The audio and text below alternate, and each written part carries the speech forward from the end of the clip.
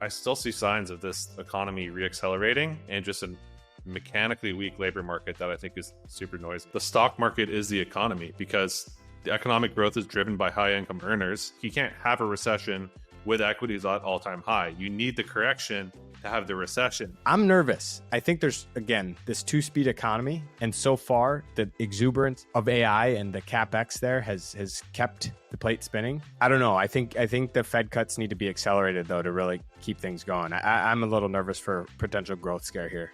This episode is brought to you by VanEck Semiconductor ETFs. You'll hear more about the VanEck Semiconductor ETF, ticker SMH, the largest semiconductor ETF, and its newer VanEck Fabless Semiconductor ETF, ticker SMHX, later in the show. The Blockworks Digital Asset Summit, crypto's premier institutional event, is back in London this October 13th to 15th.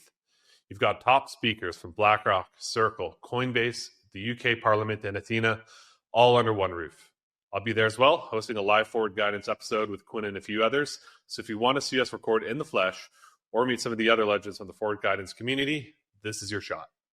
Notable macro names like Michael Howell of Cross Border Capital and Jeff Park are already confirmed, with more coming. There's also a VIP dinner on the 13th that will sell out fast. That's for speakers and VIP ticket holders only. It's at Old Billingsgate in London. Use code FORWARD100 for £100 off. See you there. Nothing said on forward guidance is a recommendation to buy or sell any investments or products. This podcast is for informational purposes only, and the views expressed by anyone on the show are solely their opinions, not financial advice, or necessarily the views of Blockworks. Our hosts, guests, and the Blockworks team may hold positions in the company's funds or projects discussed.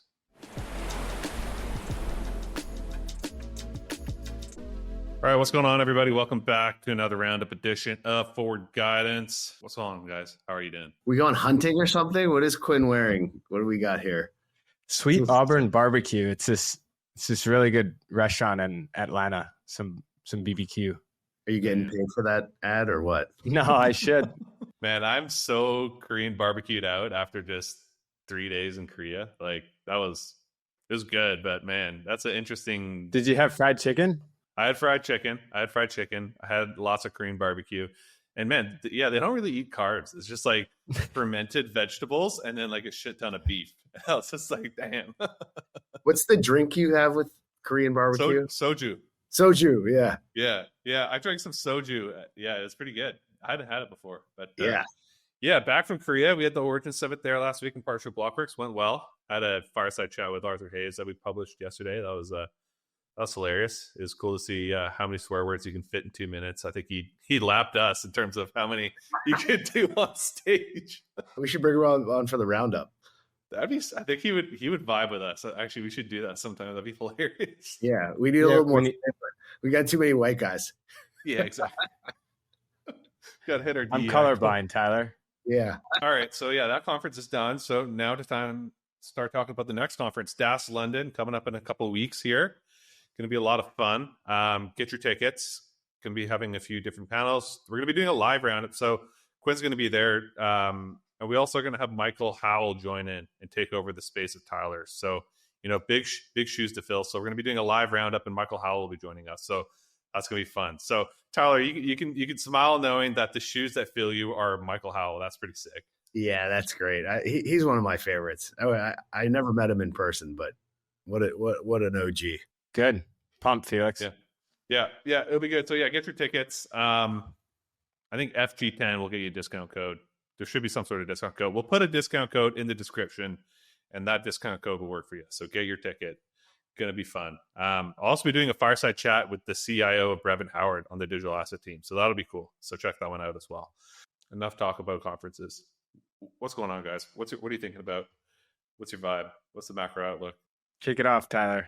I mean, I think things are so stretched in the short term, but there is nothing longer term that bothers me. I know I sound like a bull, but I probably saw 10,000 people calling for a market top, and maybe it's a short term top they're talking about, but I don't see anything in the credit markets bothering me still. Credit spreads are so low and financing is outrageous.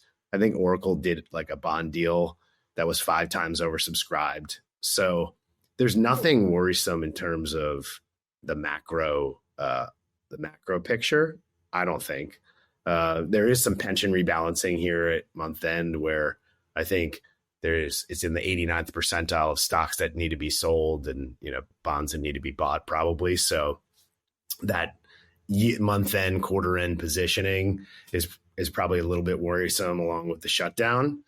But it's funny how all the bears come out on one day. It's like, complete bullish euphoria, and then bam, they hit you at once with all the bear porn. But I don't think until we get earnings, and if the earnings are really crappy, then I'll change my tune. But it seems like Goldilocks longer term with short term positioning overstretched to the upside. Yeah, I mean, it's literally like the most seasonally week of the year right now. Like last week of September, it's always pretty crappy. So yeah, not all that surprised. I'm with you. Like the macro environment, I don't know. It just seems, yes, valuations are stretched. I still see signs of this economy reaccelerating and just a mechanically weak labor market that I think is super noisy. Like we had the final print for the last quarter GDP come out today, and the final revision was like way above expectations. Like look at these revisions. This is just came out this morning, and look at that consumer spending. Like huge upside surprise. This isn't, yes, some of it is just like imports, being subtracted, that net export stuff. But the signal for me here is just looking at consumer spending and just how much stronger it was relatively speaking. So yes, this is like the previous quarter and we're already into the next quarter, but that just means that the level of spending that we're starting from is much higher than expected. So to get a full-on growth slowdown to come from those levels that were even higher than expected just means the bar is even higher to reach to get the actual mechanical like economic weakness when people are still spending. Yeah. And the prices, I think pricing was lower. Like it was, you had GDP higher and prices lower. It feels like they're threading the needle here. And then not only that, but even Powell said in his speech this week, he said, we're not worried about, asset prices. We're just worried about. Like, look at this one. Yeah. Annualized 7.5% GDP sales core. Obviously because the last quarter was so negative, but still like, I don't know. And tariff front running, no? Hit me with slide 51. Hit me with it. This is a good one too to nail the backdrop. The Fed is resuming rate cuts at a time when we already have double-digit earnings growth, something that's only happened once in the past 40 years. So the last time this happened, it was 1998, and we all know what happened after 1998 in markets. You had 2 more years of ridiculous runway before, and there's a great line like bull markets don't just die of old age. They usually die on euphoria. Did we see it? Maybe, but we see it in a small sector of the market, which is like the AI names, that you definitely got some euphoria and a shakeout today. I still think that has legs, but I don't think, we didn't see it in small caps. Like it's very concentrated. Whereas, 1998, 2000, I think everything was just ripping. Quinn, do you think the strength is tariff front running? In that sales chart you show, probably, no? Yeah, a little bit for sure. I mean, it's also just the situation now that, like, I think we talked about this the other week with retail sales, that in this era that we're living in with secularly higher inflation, like all these nominal metrics are just making a lot of economic data quite noisy because price, like it's not just volumes going up, but it's also price of goods going up as well. And we're so used to being in this world with low inflation. So we could just look at real growth and be fine with it and know that nominal is pretty close to it. But now it's like this whole other conundrum. So it's tough. Yeah, I think the consumer spending thing, you put it in the camp of, the economy's fine for sure. Obviously, recessions don't typically happen when consumers are spending nominally, upwards. But so many things have become coincident indicators, I think, because when the top 10% drive 60% of consumer spending and they're all richer in Q2 because we got a huge asset rebound, then their spending is good. Okay, well, what happens if the market goes down 20%? Well, then, like, how many people do you know? Everybody I know my age who's like is well off, their spending habits fluctuate with the markets, like particularly because we're active in financial services. This is such a great point. You disagree? No, I completely agree. Oh, We talked about me and Freddie at Muddy Waters, we talked about this today, which is it is so hard to get by if you don't have a big enough capital base to take advantage of the capital markets. Like there is really two different economies. And 100%. Yeah. if and it's exactly what you've been saying in the past couple episodes, Quinn, is if you have assets, you can lever them. You can do a lot with them.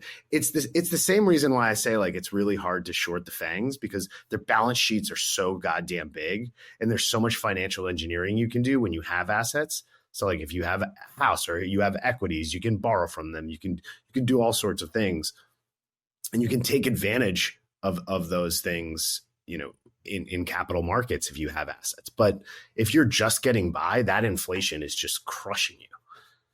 And I think that's really synopsizes the entire economy here. 100%. I mean, that's why I like now that the stock market is the economy, because the economic growth is driven by high income earners.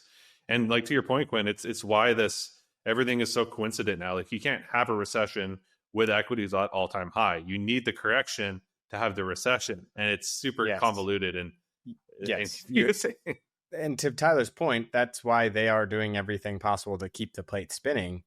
But eventually, and I think it becomes clear that it seems the end of this bull market to me is not, I think we've been saying this for a couple of weeks, is not Great Depression, Great Recession, nominal slowdown where everyone loses their jobs. It's a return of inflation where the Fed can't do anything. And, or if the Fed does something, then they stoke inflation again and you get 2022. Like there's going to be a point where, like Tyler, to your point about Fed cutting rates, when earnings are where they're at, I hear you, but I also say, well, split out the S&P 7 versus the S&P 493.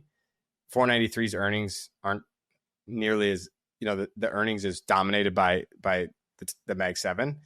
And then you say, okay, well, actually, when the 493 ignite from an earnings perspective, that's inflationary probably. And I mean, commodities, like I kind of hear you.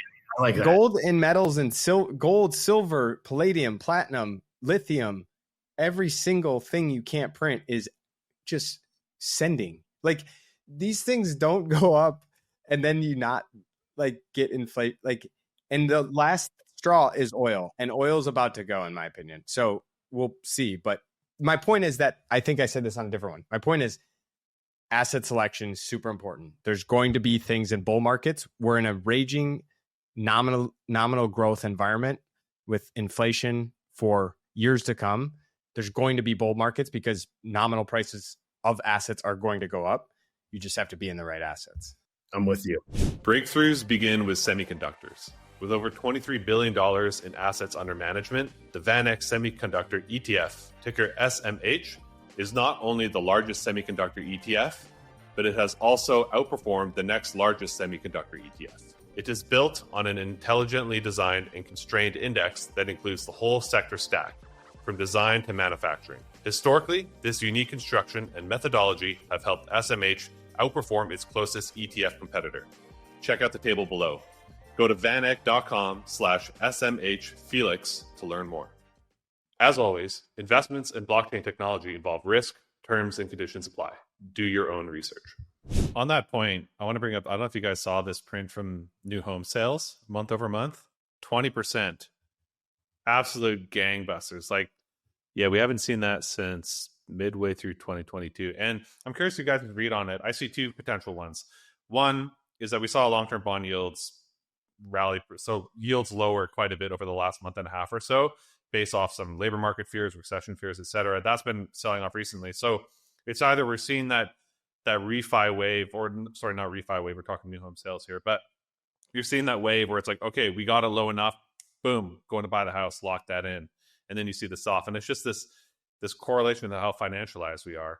I see part of it being that. And then also, I think there's also this capitulation going on right now. Like the huge narrative right now is that I need to own real assets because the currency is going to zero. Like we've been talking for a long time about this idea of currency debasement, and it just feels like it's broadening out into society now. And it's like, I need to own real assets because I'm just going to get destroyed by currency debasement. So maybe people are just capitulating and they're just like, oh my God, I need to own a house like right now. I don't know. What do you guys think? I think it's a supply and demand thing. There's a net, with millennials and Gen Zers getting into family making mode. I think there's a net supply and demand imbalance on housing, but the clearing price for those houses needs to drop with longer term interest rates, with the 30-year fixed mortgage. And I also think like your average person looking for a house thinks, oh, the Fed's lowering rates, I should probably go finally, get into a home that I couldn't afford. But they don't think about it from, the mortgage perspective. They just think about it from the front end, but they are falling together. But I don't think it's just they're thinking about it on a nominal, dilution basis. I think it's more of like, I need to have a child now and I'm like 35 years old or whatever it is. I'm getting a little bit older and I'm not going to live in, the city anymore and party my balls off. Felix, your point, I strongly agree with the latter part. We've had these, I call them dead cat bounces in the housing market and frankly, the economy over the last 2 years. Every time we get the growth scare, yields fall, refis, housing activity rebounds. It's a dead cat. Boom, boom, boom. It's still the trend, overall big picture trend in housing is clearly pretty bad. The difference this time from those previous ones is, you pointed out, we're seeing year over year home price declines for the first time in many, many years across many jurisdictions. We're seeing foreclosures and FHA problems, part to do with the student loan forbearance ending, part to do with the FHA loan forbearance ending. These things are actually coming to a head. Note those risks for the economy coming up. And so I believe that it's the first time we've had this, prices are coming into buyers. We talked about it last week. Every listing I see is they put it up for sale, drops, then they try and rent it, it drops. And by the way, that like we say the economy's fine and stuff, which it might be, depending who you are, if you own Tesla for the last 2 months, but that's not a great sign when there's like capitulatory action in the housing market where, the majority of people's net worth is tied up in their homes and they're finally taking these off the bids that are, declines and having to bring lower their sales price. So that's not to me that indicate a big of an indicator of a healthy economy, but doesn't mean we're going to go in a huge depression either. It's just like the weakening trend is fully intact in my view. I don't see why that bump you showed would continue in housing. Yeah, and I also don't see why prices wouldn't continue to come down. I think prices skyrocketed after they lowered rates to like nothing, and everyone who owns a house is sitting on so much equity that they put it on the market at some egregious price, not thinking rates were higher.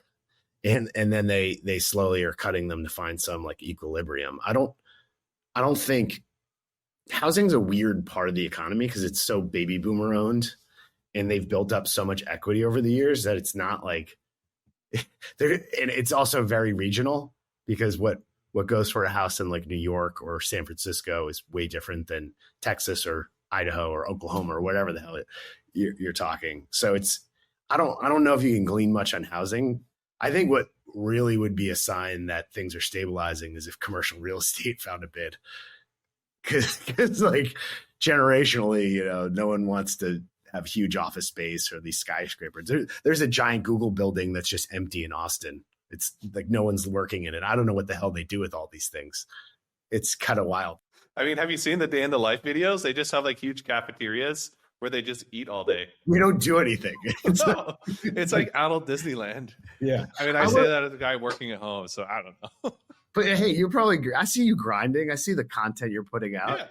But it's really just, I don't know, the economy is changing before our eyes and it's really hard to use. You have to have some holistic view of stuff and not get dogmatic about, you have to judge each sector on its own because there's so many imbalances in everywhere you look. Go to slide 17, Felix. This shows employment wages, average hours worked, aggregate labor income. The trend here is pretty obvious. You can see that peak in like mid to early 24, which is what the BLS revisions show was when the kind of recession started. So I don't really see why this doesn't continue. It's nothing about this says it's falling off a cliff, but I think the stagnation continues. A 25 bips cut isn't going to fix it. especially we can talk about the Fed after this, but I think there's risk to October cut. And the slide before this, I just posted in here, but this government shutdown potential is maybe a bit different than others in the sense that the message from the White House could be to use this to permanently cut government budget and headcount and staff. I think this is sort of going under the radar. It came out today, but two things that, and I puke in my mouth when I say this, but I longed some bonds because you have that letter about the Lisa Cook firing, which makes that unlikely. And you have from all the Fed, chairs and stuff. And you have this government shutdown where, I mean, we all know how it's going to resolve. So I'm probably an idiot here, but potentially this is a time where they use this shutdown to like cut more heads. And the Doge layoff and buyouts, I'm pretty sure they were given 6 months in March. And so those kind of come to a head in September as well. So I'm nervous. I think there's, again, this two-speed economy. And so far, exuberance of AI and the CapEx there has kept the plate spinning. I don't know. I think the Fed cuts need to be accelerated, though, to really keep things going. I'm a little nervous for potential growth scare here. Let's talk about the Fed there. So I'll just preamble it here a little bit by set up where expectations are right now. So this is looking at a number of cuts by the end of the year. And that hot GDP print that we went through earlier today, plus initial claims came in way lower than expected. Like there was that jump a couple of weeks ago, and it turns out most of that was due to some fraudulent stuff in Texas or something like that. I don't even know. I didn't look too deeply into it, but yeah, it's clear that the labor market is not imploding like many doomers were hoping for. So we're seeing a lot of those cuts come out by the end of 2025 right now. So now we're looking at, I don't know, like 1.5 cut ish. And then here's just looking at the whole curve right now. So yeah, overall, we're seeing this mechanical ratcheting of less cuts being priced in. So why do you think October's at risk there, Quinn? And I'll get your read after, Tyler. Yeah, so I think October, if you go to the next slide too, I just pasted in a bunch of Fed speak comments recently. And you've had this array of speakers outside of Moran who just come out and is like 50 bips, not changing my mind. But Trump, but this isn't for Trump. You've had all these speakers and voters talk with a very hawkish tone, in my opinion, talking about being very cautious with the next cuts, slowing down.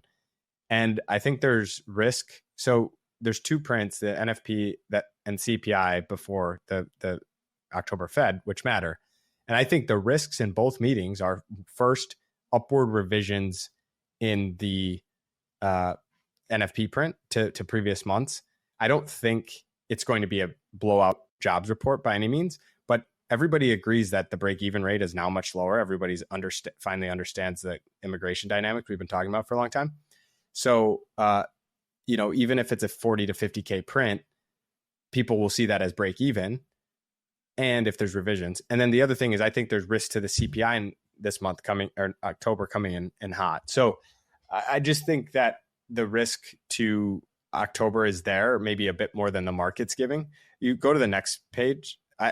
You're more of the I don't read too many of these papers and things. I read them just to know that it's a bunch of crap sometimes.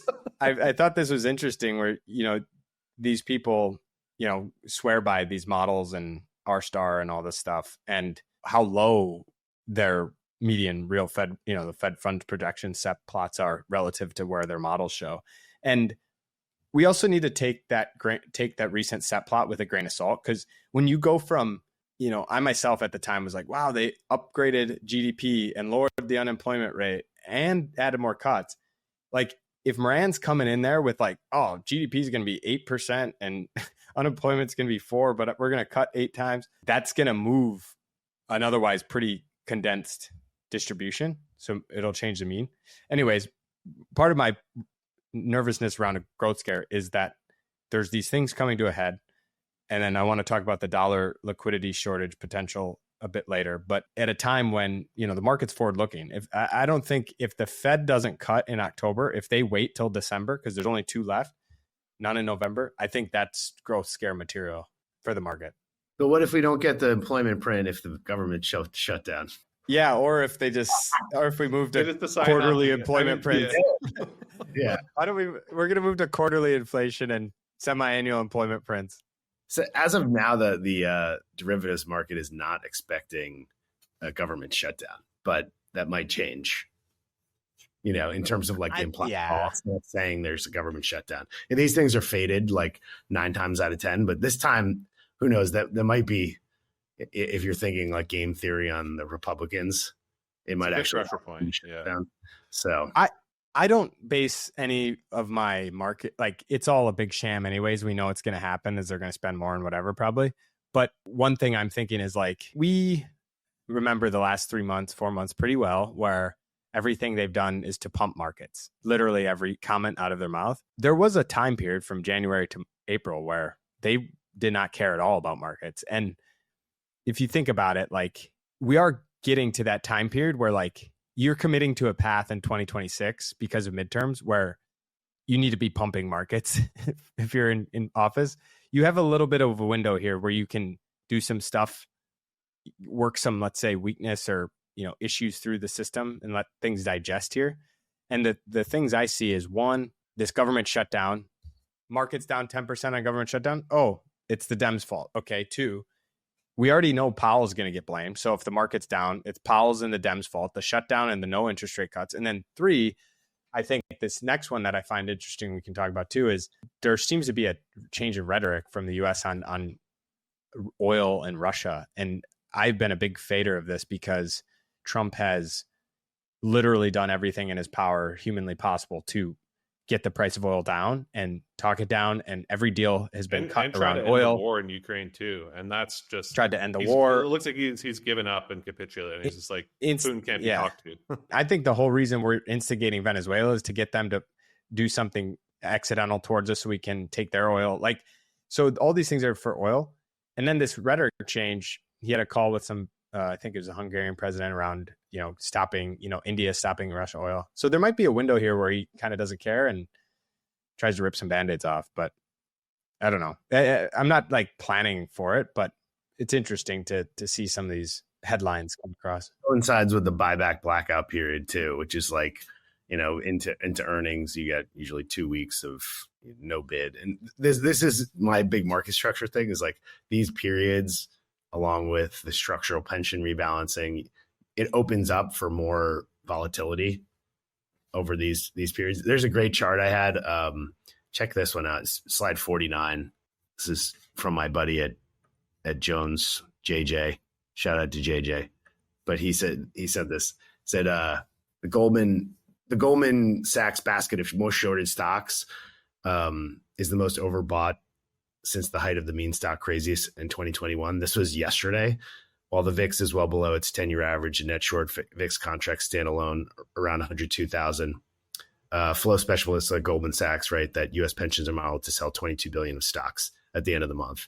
This ranks in the 89th percentile. So like, not only do you had like a chase for all these like highly shorted stocks, we were seeing those AI and quantum computing stocks just go create gamma squeezes. And I think this is the new market structure in a nominal growth world. Like these things will happen more and more often, but it obviously got pretty extreme. And now we're just seeing today's sell off, and a lot of that stuff is probably retail investors call options getting unwound and getting chopped up there. So I don't know if it's any more than that. If you're in those pockets of high vol assets, got to be careful. But yeah, I mean, Tyler, before we hit record, you're telling us about how you had some great charts lined up that were just you put in yesterday when VIX was heading up at the same time as equities going up. And obviously now today we're recording and it's kind of played out. We've had to equity sell, but you want to walk through your thinking anyway, just to explain what you're looking at. Using a similar philosophy to SMH, the VanEck Fabless Semiconductor ETF, ticker SMHX, goes even deeper, exclusively investing in fabless semiconductor innovators designing AI infrastructure behind the scenes. We're talking high bandwidth memory, power management chips, custom accelerators, and ultra-fast interconnects, the critical components that make large AI models run faster, smarter, and more efficiently. Go to vaneck.com/SMHXFelix to learn more. As always, investments in blockchain technology involve risk, terms, and conditions apply. do your own research. Well, yeah, if you go to the slide before, this is when you see the S&P going up and vol going up, it's generally a sign that markets are getting, it's what's the quote from JP Morgan is nothing makes someone angrier than watching his neighbor get rich. And you're watching everyone chase some of these, meme stock madness names. And, we saw that unwind quite a bit today in certain things. There was a great stat today. It was like the quantum computing stocks, they have an aggregate. I think it's like a $46 billion market cap on quantum computing stocks, but they only generate about $100 million combined in revenues. So it's like, we're talking wild stuff's happening, and I don't know. You got to be careful if you're trafficking in those parts of the market. But on the whole, I think we haven't really gotten any indications that the large mega cap stocks are getting crushed in earnings. In fact, go to this is more market structure stuff. Slide 52. This is the percentage of stocks beating the S&P. Now, I think if you zoom out, this is me talking macro market structure.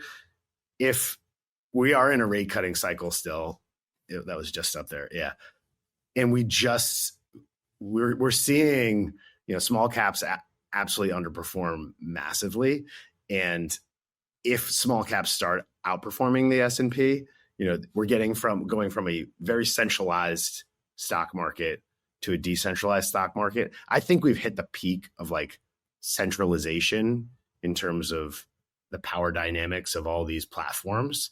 And now, if you think about who these giant asset managers that own everything, how do you grow when you've piled into all these concentrated names? The only way you can is you have to go to different pockets of the market now to grow, and retail is actually sniffing those out before. So here's the last little one, but go to slide 53. This is a really fascinating one. Just if you step back and think about, what fiat currency is and what currency is, the international gold as a percentage of total reserves, like how far we've come from what people used as collateral. And now what's really interesting is you can see Russia invading Ukraine as a big global point. And then I think also you could probably put on here when Biden took Russian assets as, another reason why to own gold. But this could be secular, I think, along with, crypto. Crypto's a bit puzzling. What do you guys think there? This chart is going up, is what I think. I mean, I do not see any reason why any smart money would be flocking to one particular fiat over gold at this stage. And Tyler, to your point, if you believe this is we're reaching a peak in centralization, then we also might. I mean, that's Meg 7 as well. Felix, on slide 40. I love these bubble talks. I just find it interesting because I'm a contrarian at heart. But I'm seeing all these things. Bank of America's HeartNet says the Magnificent Seven stock bubble is still growing. Strategists, because the P to E ratio, and I'm seeing this a lot. People saying it's not a bubble because things are in line. First of all, the valuation metrics are not normal, and second of all, not every bubble is going to look the same. A bubble with a ton of small stocks at 200 PE is a bubble, and when 40% of every invested dollar in the world is sitting in 7 companies in the US, that can also be a bubble from concentration perspective. I love this line from Bank of America's Savita Subramanian.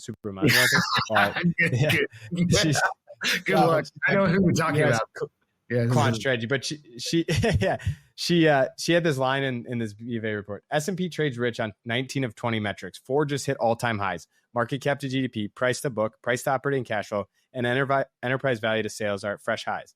Buying stocks at these multiples feels bad, but there are good ways, sales, EPS, GDP booms, and bad ways, price declines, to resolve this seemingly untenable situation.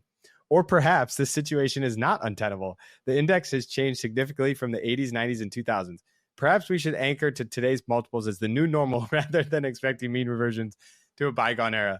This sounds like a Tyler line. Wait, I mean, yeah.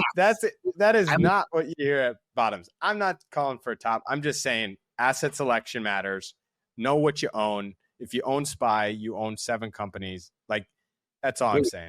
Let's run the historical game theory here, because like if you think about Why America and the Ponzi and all this stuff, if you go back and you read this book, it was Lords of Finance, the Bankers Who Broke the World by Liaquat Ahmed. He talks about like in Germany how the only way to really like retain your purchasing power was to go into stocks, because that was essentially the one way you could stay ahead of the inflation. So there is a historical precedent. What I'm trying to say is having things at a higher valuation. When you think about the amount of money that needs to be printed to keep the liquidity going and satiate the debt, so you don't have this massive global margin call. So, I mean, you can make the argument that actually rings true from a historical perspective. And the amount of clowns I see that are just calling for a top because it feels toppy is just like, not that I hate when I see that. It's because, but like when you hear someone really methodically, like there was another great one. I think Stan Druckenmiller was like, I tried shorting the market like 15 times in like 2000, and I kept getting punched out because it kept going up and up. That's a top. When like you're trying to call a top and it just keeps going and keeps going and keeps going, and you know it's ludicrous. Like there's so many things that the FANGs can do to keep the market going. They could issue massive amounts of debt, do a giant buyback. I was just in an Apple store getting a new iPhone, and it was absolutely jam-packed in there.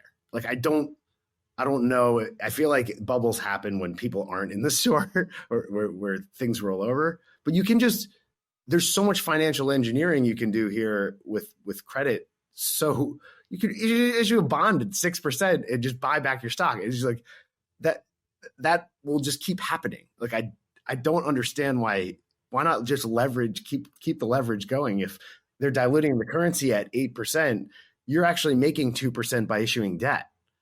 Does that make sense? Yeah, I mean, I'm not saying this is right here at the top. I'm just saying you can believe all those. You can believe we're in a bubble. You can believe the bubble's not done. You can believe it goes for however long you want to believe. And I don't think it's ending right now. But I can also pick the assets I want to play. Because the other thing, my whole thing, I think this idea is that when the easing comes that people want, is I don't think it's going to be the same. Because I am sympathetic. Okay, maybe there's this view that to keep the plate spinning, we've seen government behaviors. They're going to add 30% or 40% of 50% to the supply of money to fix whatever problems arise. They've done it. Why not do it again? Okay, inflation's not terribly out of control yet. But then if that's what the market's saying, we should price the S&P at 24 times earnings or whatever it is because of that, that means then when it comes, then that's a sell the news or something. Like, because at some point they're when that comes and it's inflationary, then they can't ease like that, or long-term interest rates go up and force multiples down. That's an outcome too. These companies might just grow earnings 12% every year for the next 5 years, but that's on the basis of like 7% inflation in years 3 and 4, and multiples get cut in half because if you can buy a bond for 7%, you're not going to buy, equities at 30. So PE, there's other ways. It's just going to look really different is my point of how all this stuff evolves. And there's certain risk rewards that just to me are like the grossest thing ever. And one of those is Mag 7. Check this one out. Sorry, slide 54. I love bringing this up because the average rent has outpaced median wages. So basically, this is another great Wymerica chart where you have to be in certain stock selection, like you said, Quinn. And I think this is another reason why gold is doing what it's doing is people are getting increasingly like angry they can't keep up with the inflation. Their wages are not rising commensurately with their rents. And what the hell do? You have finance. This is where you have the barbell approach of like financial nihilism. Like, I can't make my rent payment. I got to go do something crazy. It's like Bruce Springsteen was like, in that song Atlantic City, you go and what do? You go do a job for the mob to make up, the income that you can't pay for. I don't know, probably. I mean, that's like the whole issue here is that the Fed is set up to make sure that this chart happens, to make sure that wages stay below the price of housing. I don't know if you guys saw, I made this meme this morning that I thought was hilarious. When that news broke that Nick Timmer said about all these like Fed chairs coming out to be like, oh, don't fire Cook. And like, look, I mean, if she didn't do anything and they fire her, then yeah, that's not great. But like, if she did do mortgage fraud, then she should be fired. And I just thought it was hilarious that every living former chair Fed came out for this. And then it's like, all right, well, I made the meme on the rent. It's like inflation above target for nearly a decade. Blew a huge housing bubble by buying hundreds of billions of dollars of MBS for years. Kept doing QE for an extra year into generationally high inflation. Refused to do actual quantitative tightening and handed it to the Treasury instead. Endless Fed governors were convicted of insider trading and had to resign 4 years ago. I sleep. One governor potentially being fired. Real shit. Dude, that is unbelievable meme, dude. That is so good. It's like, it's the classic, taking away the silver spoon. I mean, it's oh, I want to be independent, but I mean, you should send this meme to Scott Bessent, and it could replace his like 8-page article he wrote for that magazine. That was Stephen really Moran good. follows me on Twitter, so maybe he saw it. Hopefully, you should send it because tag him. Yeah, I mean, tag him. It's hard for these people because now you have him and Bessent saying they should cut 150 basis points tomorrow, so it's hard for them to be saying both these. But this is true. I mean, their points are correct. Like, if you want true independence, then you also have to be open to critique. And yes, I don't think the way Trump is doing it, and there's more here than just they want to critique. They want to take over. They've won. They've taken it over. But it's true. I mean, where's Lisa Cook? Like, where's her analysis? Where's her views? Where's like, she's on the board. Okay, if you're gonna sue, you bring in Supreme Court, do all these things. Show your work type stuff. Like, you have to be held accountable. This is just all politicians, though. Yeah, I mean, exactly. Nancy Pelosi, she's like up 800% year to date. That's the thing. It's so funny. Is that like they're all super hush hush when they're all doing insider trading and stuff, and it's like, oh, well, a couple of them did resign in the end and stuff. But then as soon as there's like, the show gets over, then they all wake up and start putting in their op-eds. Yeah. We got roasted last week. I think, I got roasted specifically for roasting boomers and like the system they built. And they were like, boomers built the whole system. And I was like, you know what? You're right. You did. But that system does not serve anybody like the same in Gen Z or millennials or lower than it did for you. Like, it's a completely different mindset where like a lot of the infrastructure that was built for boomers, it was incredible. They did a great job. And now at the end, it's like, you just fucked up the part about having a free market at the end, and all the Fed governors is just like, oh, we just can't have assets fall. That's the only thing. It's like well, if you actually allowed a free market, I wouldn't have any problem with it. But it really, I mean, you gotta put yourself in the shoes of these people. I mean, I mean, Powell, for example, his speech this week, I thought it was, if I was someone listening to that who was like a blue collar job or something, I'd be fuming. He says labor market's healthy, wages are healthy, all this stuff. And he's like, well, except for, we know the low and middle end of the consumer is struggling very badly in inequality. But other than that, everything's great. And it's like, hey, dude, that's like 85% of the country. Like, you can't just say, everyone's so aloof. Like, these things are so obvious. Oh, the economy's healthy. Like, no, it's for markets to go higher. Like, exactly. It's the trickle down. The Mag 7 class needs to keep spending to keep the economy afloat. Exactly. And it's just like, it's just, I want to have, can we have Hunter Hopcroft on next week to talk about the dynamic? Because the real market structure where you won't fund like a good middle market company that just blocks and tackles anymore. Like that company is nowhere to be found anymore. There's no mom and pop shops that grew it from the ground up. Finance has completely, the whole financialized economy has ruined like innovation for a large swath of that middle market. And I would love for him to come on and just give us like the spiel of. Yeah, that'd be cool. It'd be cool to have him and then maybe get somebody in the private equity world to come on and defend their side of things. Like, why are private equity and LBOs a good thing? Because that's their prime territory, that middle area where they just come in on leverage and then just shrapnel it all and leave again after. Like, well, there's got to be, I've been thinking about this nonstop, but there's got to be some policy that you have to have like your manufacturing and defense capabilities for your own country in your country. And I think that's kind of what Trump is trying to do with like this Intel thing or the Lithium Americas thing. And you're trying to essentially like, there's a cost to having a manufacturing capacity in your country. And we've largely hollowed out. We're the innovation, or, we can create things, but only in software. Like, we can't create like real things anymore. But when you think about how vulnerable that makes you as a country from like a national defense standpoint, there has to be policies in place to fund those types of opportunities.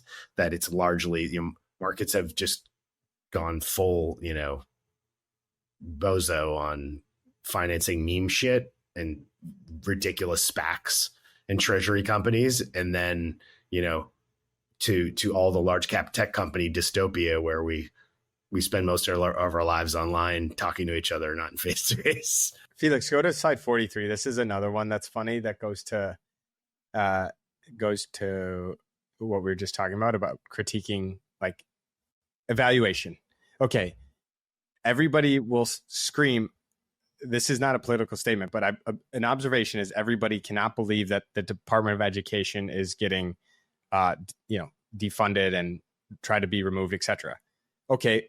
Well, since the 90s, outcomes for our high schoolers are straight line down in reading, math, and all these things.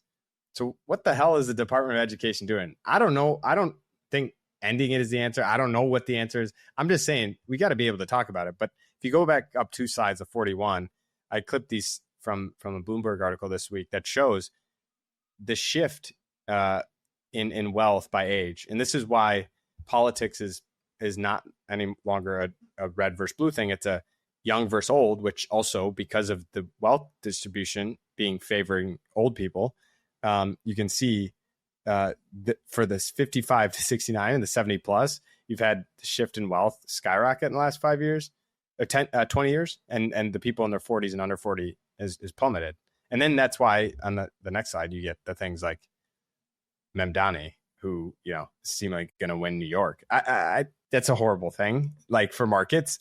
But that is what you get when the people in power and the rich people say, we're for free markets as long as our bags go up and as long as your wages go down, we're capitalists. But if inflation comes back, we're going to import, 10 million people, your wages are going to go down, and then we're not capitalists. So yeah, it's all centralized.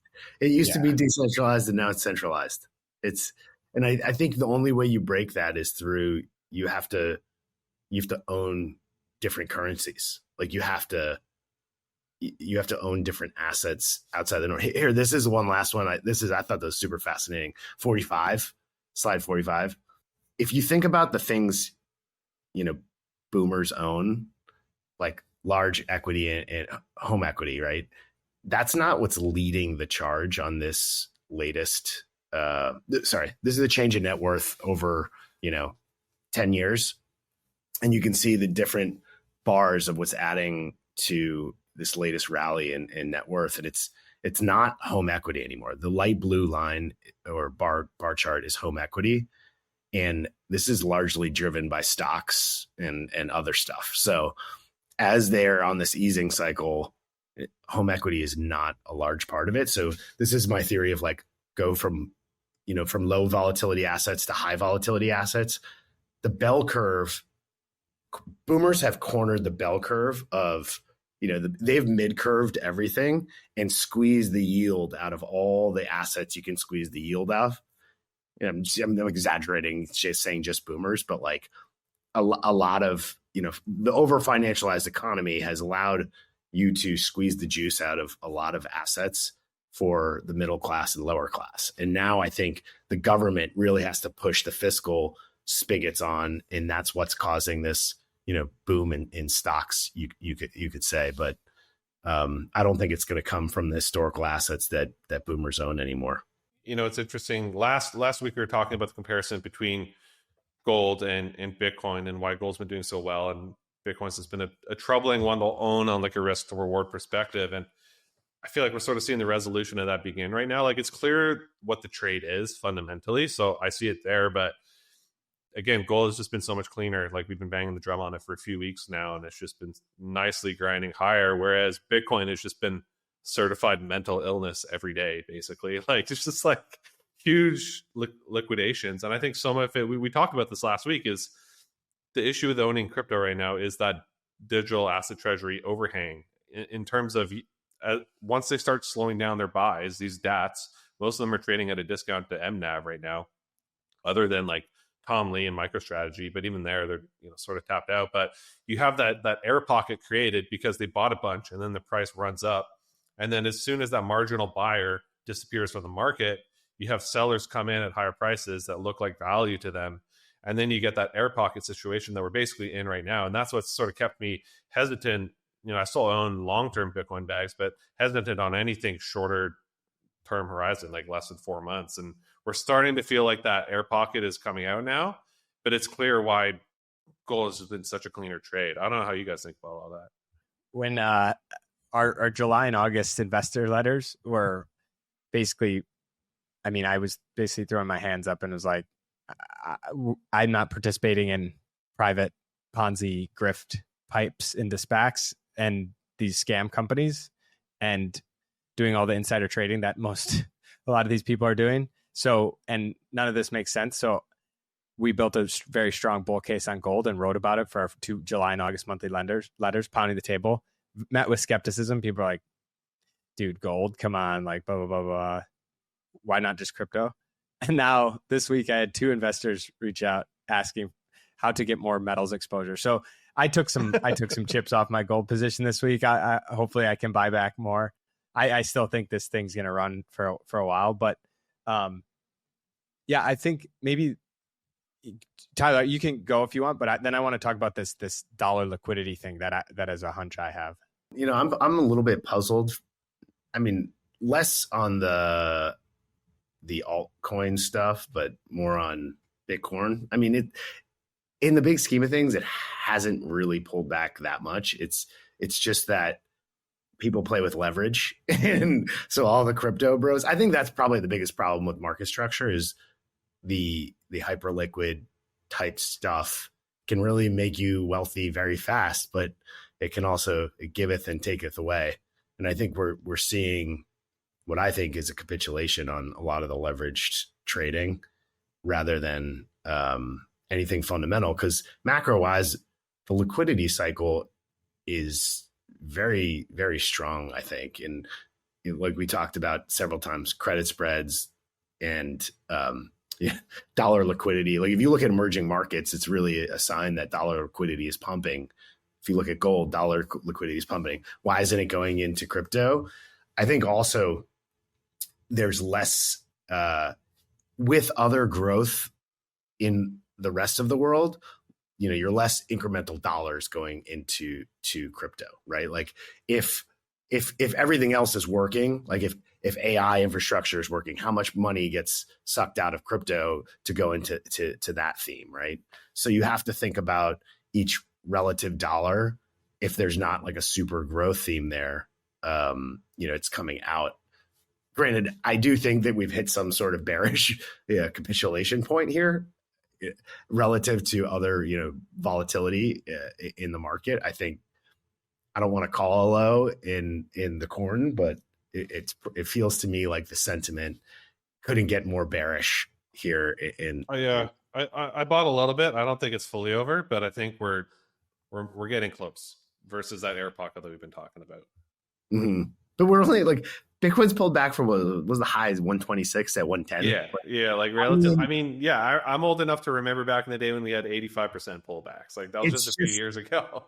What's driving people nuts is the seasonality, and it's not following like the Fed liquidity and all that stuff, which is, I understand, but in the big scheme of things, if you really zoom out and just hold it rather than trade crazy 40x leverage, then you're probably not feeling the heat.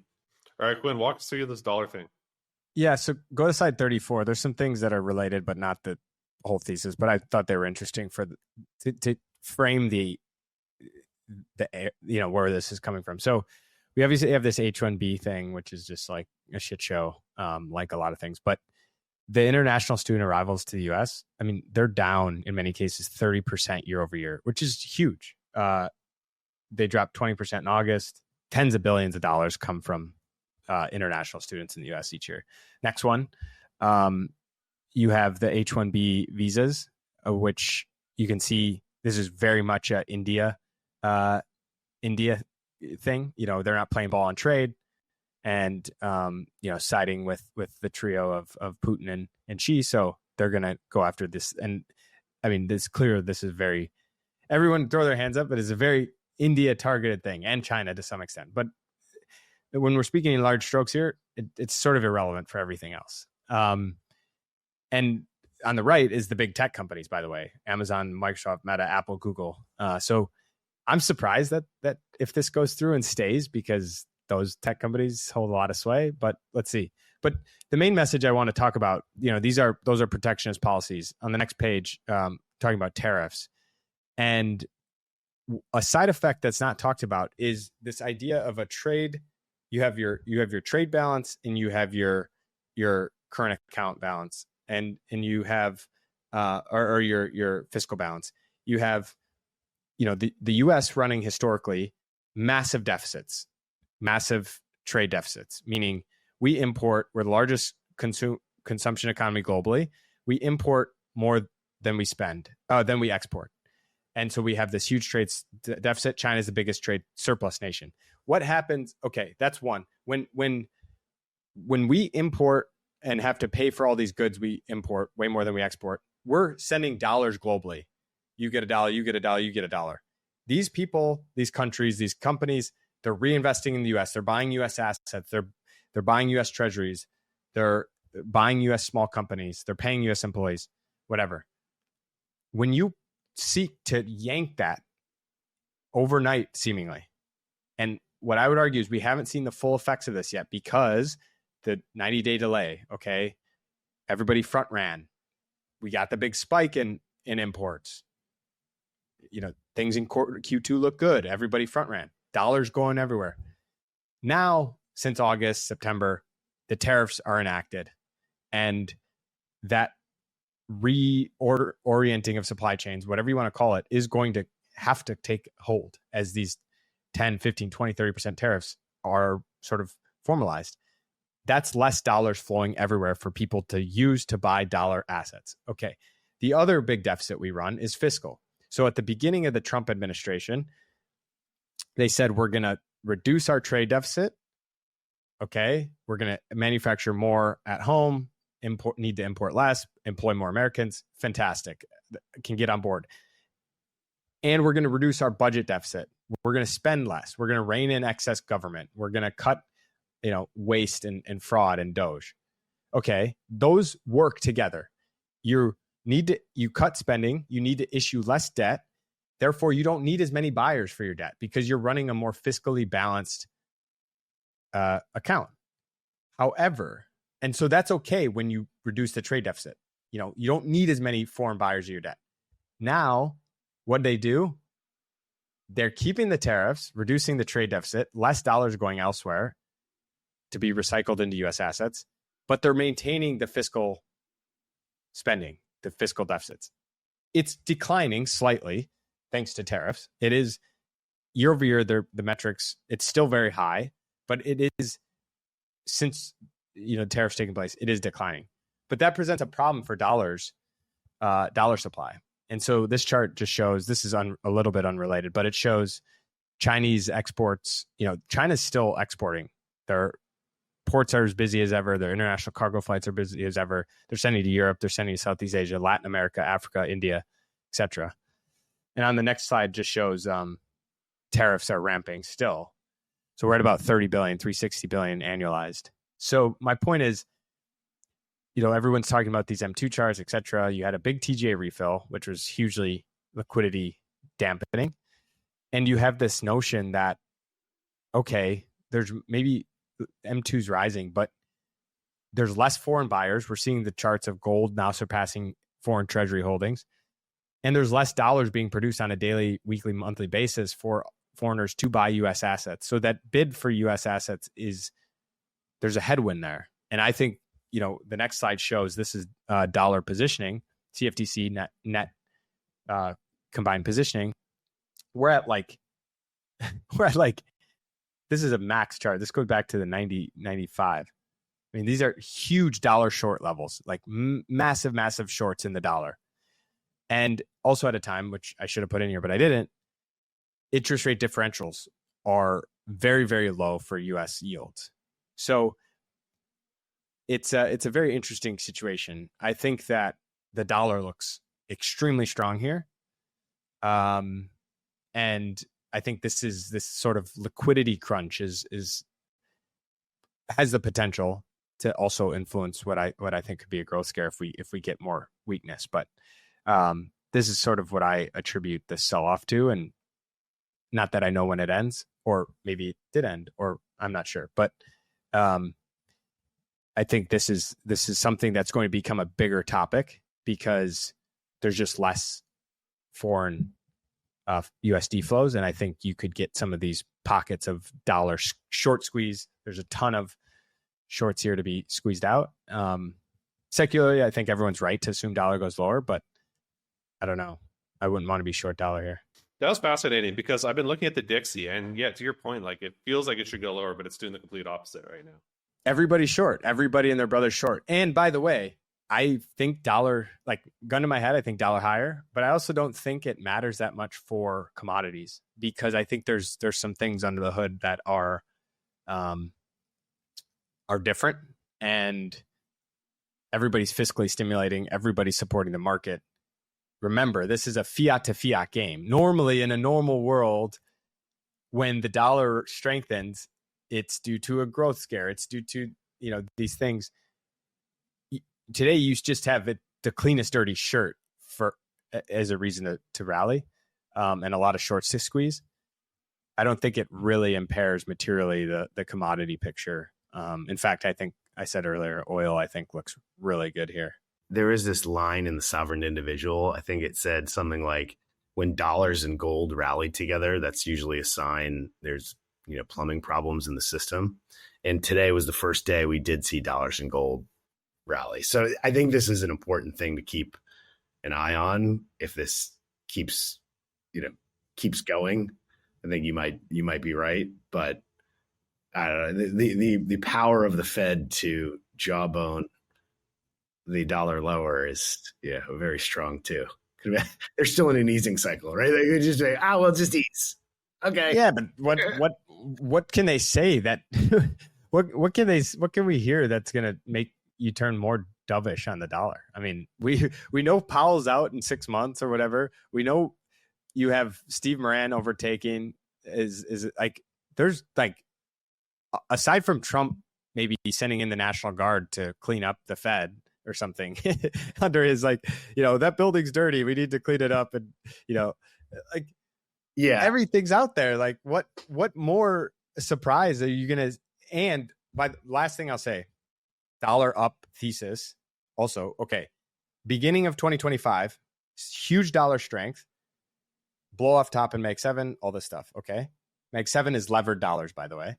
When we had the decline Liberation Day, you had capital flight out of US into attractively priced global equity markets, Latin America, China, Europe, other developed nations, right? That was the big rotation capital flight trade.